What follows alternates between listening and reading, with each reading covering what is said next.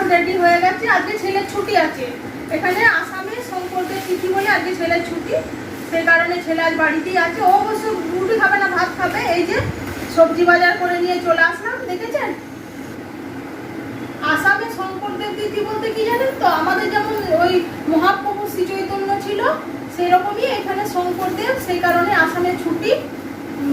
এই যে বাস, সেই কারণে মা ছেলে চলে গিয়েছিলাম বাজারে। দেখেছেন কি নিয়ে এসেছি, অনেকদিন পর এখানে লাউ শাক বললো, কিন্তু আমার দেখে কিন্তু লাউ শাক মনে হচ্ছে না। দেখুন দেখি, এটা আমার তো মনে হচ্ছে চাল কুমড়োর শাক। ওরা দোকানে বললো লাউ শাক, আর লাউ শাক তো এরকম হয় না, পাতাগুলো আরো নরম হয়। এটা ভীষণই পাতাগুলো খেসখেস, এটা দেখে মনে হচ্ছে চাল কুমড়ো বা কুমড়োর শাক হতে পারে। এই শাক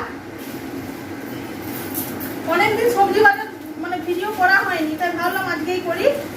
আর এখানে আছে আমাদের সব খোলাই তো ঝামেলা, জানেন, ছিঁড়ে দি, বুঝলেন, তুলতে যখন হবে। এটা হচ্ছে ফলের জায়গায় যাবে। আপেল, এখানে 2 কিলো আপেল আছে।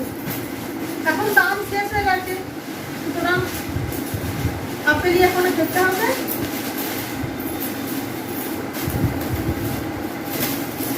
আর কি সবজির দাম জানেন, প্রচুর সবজির দাম এখানে।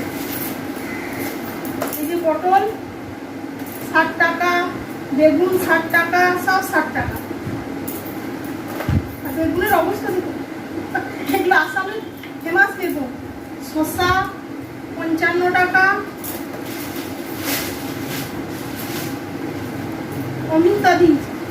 এই যে পেঁপে, কোয়াশ, এটা অবশ্য ফ্রিতে দিয়েছে সবজিওয়ালা, ফ্রি জিনিস যা পাই তাই লাভ।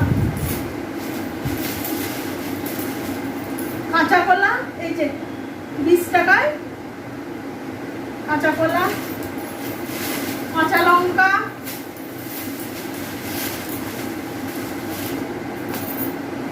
কলার মোচা এটি 40 টাকা নিচে, জানেন।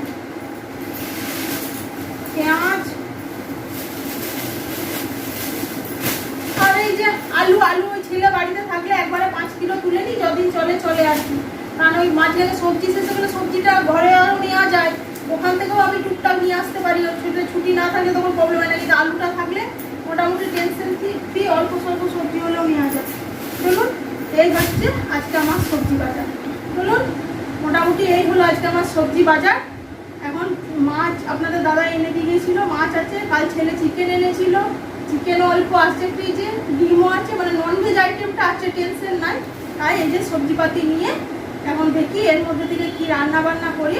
আজকের ভিডিও তাহলে এখানেই শেষ করি, আবার দেখা হবে খাবার টেবিলে কী কী রান্না করলাম সেসব নিয়ে।